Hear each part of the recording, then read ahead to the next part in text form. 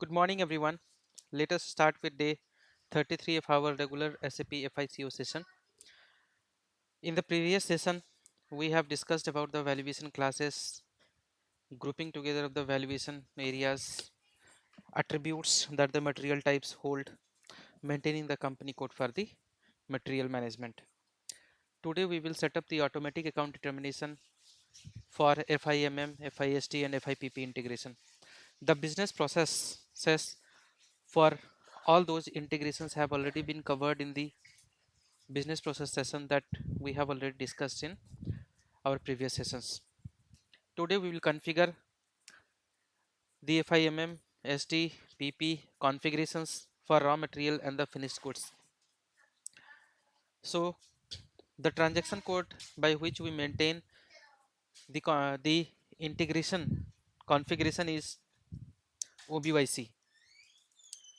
The important codes that we will be maintaining in OBYC are mentioned on the screen, which are BSX, WRX, PRD, KDM, VBR. For raw material and BSX, WRX, PRD, PRF, VBR, AUF, AUA, VAY, KDM for finished goods. Let me explain the use of each of these codes. So the BSX is used to post inventory. WRX is an offsetting account that is used when posting to the inventory. PRD is nothing but the purchase price differences. KDM is exchange rate differences. VBR is raw material consumption account. Similarly, for the finished goods also BSX, WRX and VBR are same. Coming to PRD, PRF is nothing but the production differences. Then we have AUF, which is the cost of goods manufactured, and AUA is nothing but the cost of goods manufactured settlement. VAY is the cost of goods sold posting, and KDM is as before is the exchange rate difference. Let us quickly see all of those once again. BSX is for inventory posting, WX is for posting the offsetting account for inventory posting, PRD is price difference for purchase procurement, KDM is exchange rate difference, VBR is raw material consumption, PRD PRF is production price difference, AUF is COGM, that is the cost of goods manufactured, AUA is COGM for order settlement, VAY is cost of goods sold, and KDM is exchange rate difference. Let's try to understand the nature of these accounts. Inventory is my assets, offsetting account is my liability, uh, price differences, exchange rate difference, and consumption are all my P&L account. Similarly, for the finished goods also, my inventory posting is my asset, offsetting posting is my liability, and the production difference, consumption, order settlement, COGM, COGS, and exchange rate differences are all my P&L account. For the inventory posting and for the GRIR account, that is the WRX, the when we create the GL account, we should select the automatic posting check mark. For the WRX, we select the open item check mark when creating the GL accounts, and the field status group that will be assigning to each of the accounts that we will use for all these postings are mentioned here. So for the inventory posting, we will make G006 as the field status group. For the offsetting account for inventory posting, we will post as G045. For the product for the purchasing differences, we'll use G014, G014. For the consumption, we will use G003. There are certain settings behind the field status groups, which we will understand in our days to come. But as of now, for the respective account numbers that I have given here, we'll be setting up these configuration for creating these GL accounts. Let me show you one of the GL account that I have already created. Let me log into SAP.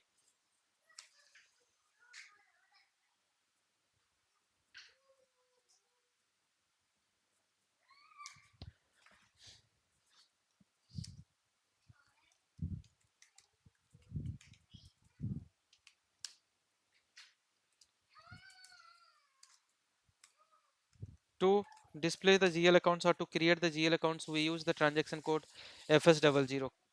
And let's say I'm showing you the raw material inventory which I have created.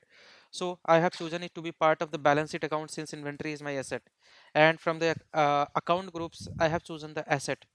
And this is the number that I will be creating for raw material inventory. I have given the short description and long description. Here I selected the tax category as a star. That means all tax types are allowed. And I have allowed posting without tax code. The next is I have selected the field status group G006, which is nothing but the material accounts. And as mentioned in the Excel, the inventory posting GL account should be automatic posting. So I have selected the post automatically only. Let me show you the other GL account, which is the WRX account. For the WRX account, apart from the field status group, which should be G045, and apart from automatic posting, one more control is there to maintain this GL account as a open item. So once I come into the control account, here the open item management tick mark which I have to select it. So this way we have set up the GL account master data. Now let's move into the configuration part. So we can directly go into OBYC transaction code and we come into here, or we may go by the customizing menu. Under the customizing menu, go into the material management. Under the material management, we have valuation and account assignment, and under the valuation and account assignment, we should be having to we should be having the account determination. Yes, here it is. And then under the account determination, without wizard, we have this configure automatic posting.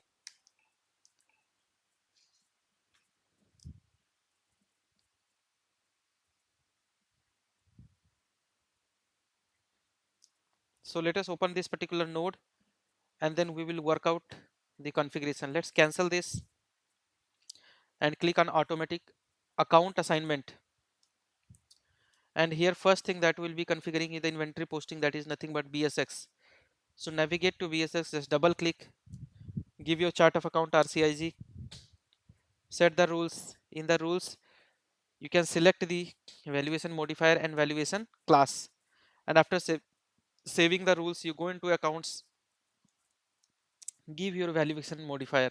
This valuation modifier we have assigned against our valuation area, that is nothing but the plant in the earlier session. The same valuation modifier we give over here, and the valuation class that we created for raw material and for finished goods.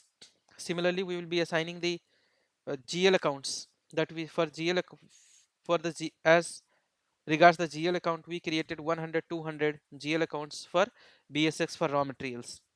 So for BSX, in this valuation modifier for the raw material, I assigned this particular GL account.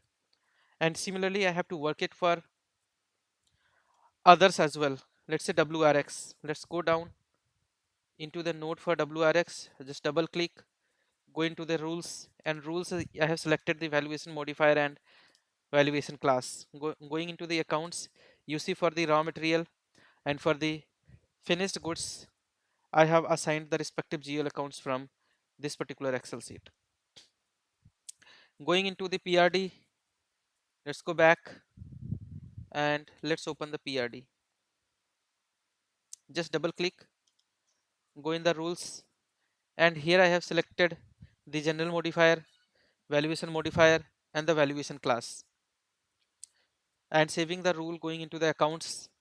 In the accounts again, for the finished goods and for the raw materials, when we are making the procurement, then the GL account that should be hit for purchase price difference is 400 and 400 as mentioned in the Excel file here.